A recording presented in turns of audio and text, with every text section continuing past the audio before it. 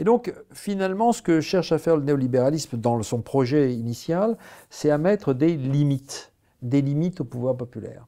Des limites et qui sont des limites, je dirais, juridiques, juridico-politiques, et plus précisément encore des limites constitutionnelles. Faire en sorte qu'il y ait une constitutionnalisation de la propriété, qu'on ne puisse, et du marché, et qu'on ne puisse jamais y toucher. Le grand blocage de la croissance aujourd'hui, c'est la montée des inégalités.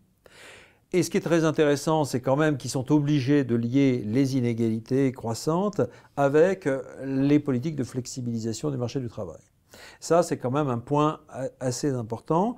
Ce qui est une arme, par exemple, pour les opposants à la loi El Khomri. Je trouve qu'ils devraient un peu plus utiliser cet argument, parce que si on arrive à montrer, comme le fait le FMI, que partout où on a flexibilisé le marché du travail, on a accru les inégalités, alors on doit questionner ce gouvernement qui prétend réduire les inégalités, etc., et lui dire qu'ils font exactement le contraire, qu'ils vont nourrir les inégalités. Moi, j'ai tendance à voir la tentative de rassemblement international comme une quête pour l'alignement des planètes, quoi. Il faut qu'on accorde nos affects entre Espagnols, Italiens, Belges et encore plus loin ailleurs, qu'on soit tous accordés, alors que déjà, à l'échelle de, voilà, juste en France, pour arriver à se mettre d'accord sur l'idée, par exemple, que faire une grève générale, c'est pertinent.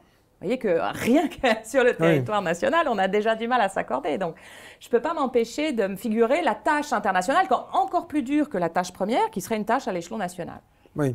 Non, mais je crois que vous avez, excusez-moi, je pense que vous avez un temps de retard sur ce qui s'est passé. Ouais. Sur ce qui s'est passé et votre raisonnement, comme votre référence à Bernard Friot, témoigne d'un attachement très franco-français, finalement, à un certain nombre de coordonnées qui n'ont aucun sens à l'extérieur, qui n'ont absolument aucun sens.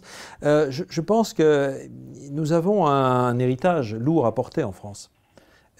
Qui est incorporé en nous. Enfin, je recite Bourdieu, il avait quand même effectivement bien montré à quel point nous étions étatisés.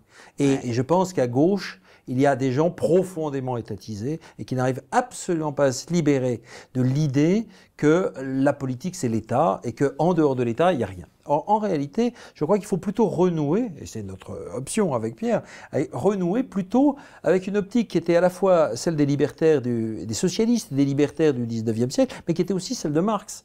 C'est-à-dire à la façon, non pas de faire dépérir l'État, il y a quelque chose là de, sans doute illusoire, mais de relativiser l'État en dynamisant finalement des institutions politiques à d'autres échelles, qu'elles soient infra-étatiques, si je puis dire, infranationales, ou qu'elles soient extra-étatiques ou extra-nationales.